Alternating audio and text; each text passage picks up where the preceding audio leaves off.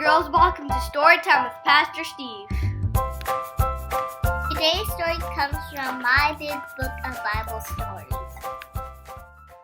Today's story is the fiery furnace.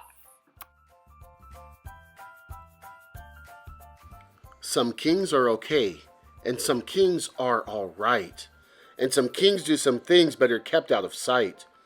Oh, but now and again, though you pray and you must, you wind up with a king who's just chock full of nuts. Like King Nebuchadnezzar. King Nebuchadnezzar who? Just the nuttiest king that the world ever knew. A king way back when, worse than old you-know-who. Oh yes, even those kings were completely nuts too. For one day as Neb sat on his kingly behind, as he did his king thing, it popped into his mind. Just one teeny small thought, just a tiny to-do, but it grew and it grew and it grew and it grew. And he thought, well, why not? I am the king, am I not? And besides, I have nothing much better to do. So he gathered together each nickel and dime, every bright golden twinkling thing he could find, every nugget and trinket, each coin and doubloon, and he melted and smelted from morning till noon. He fashioned an image, an idol, a lie, nearly 9 feet around, almost 90 feet high. Well, he looked at that thing, and that thing looked at him, and that big fat king head of his started to swim. So he called for his pipe, and he called for his bowl, and he called for each person he ruled or controlled. And he lined them all up just as straight as can be, and pronounced and proclaimed his tutti-frutti decree. O peoples and nations and men of all tongues, yelled King Nebi's yell boy at the top of his lungs.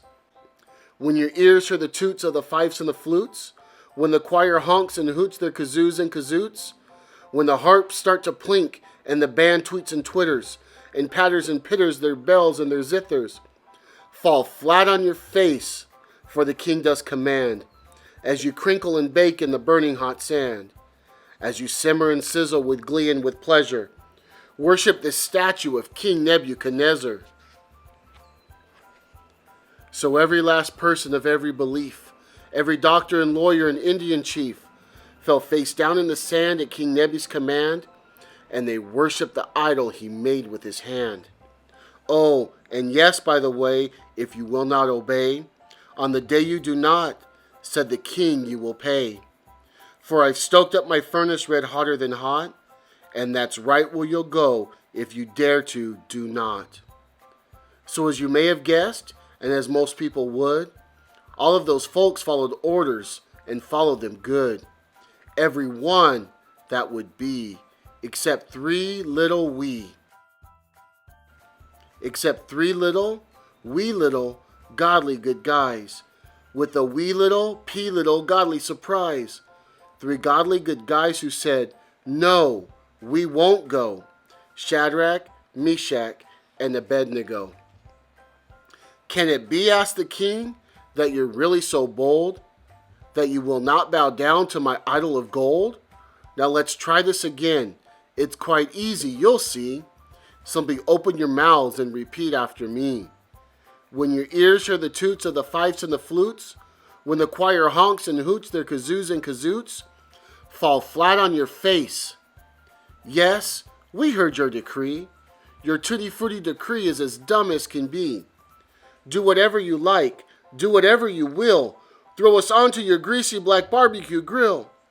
But your burning red hotter than hot as can be, flaming fiery red furnace won't burn us, you'll see. For God is our God, He is God, and we vow, if He saves us or not, we will not ever bow. Oh, but Neb wasn't kidding. No, Nebi was nuts. From one end to the other, no ifs, ands, or buts.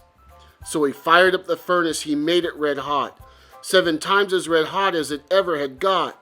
And he opened the door and just threw them right in. But what happened next stopped King Neb in his tracks. His big tummy flip-flopped, his heart melted like wax, and his 2 big bug eyes popped right out of his head as he looked in that furnace and quietly said, I thought we threw 3 little godly good men down there into that fiery red furnace just then. Oh, but looky at that. Well now, what do you know? I see 4, and one looks like an angel. Oh no. Their ropes are untangled. Their clothes are unburnt.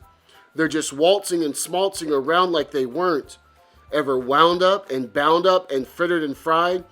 Get them out of there now! Get them out! The king cried.